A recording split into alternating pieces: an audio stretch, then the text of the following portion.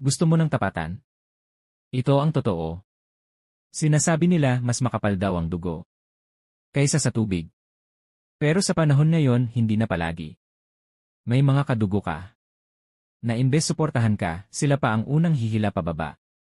May mga taong inaasahan mo pero kapag ikaw na ang nangangarap, sila pa ang unang magdududa. Mas masakit pa, minsan, kahit wala kang ginagawang masama, ikaw pa rin ang masama sa paningin nila. Kaya matutong pumili.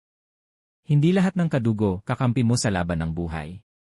Minsan, ang totoong kakampi mo ay yung mga taong pinili kang intindihin kahit wala silang obligasyon. Unahin mo ang sarili mo. Ayusin mo ang pangarap mo. Tahimik kang magsikap hanggang ang resulta na mismo ang magsalita para sa'yo. Ngayon, ikaw. Naranasan mo na ba ito? Ikwento mo sa comments. At kung tumama sa'yo, mag-follow.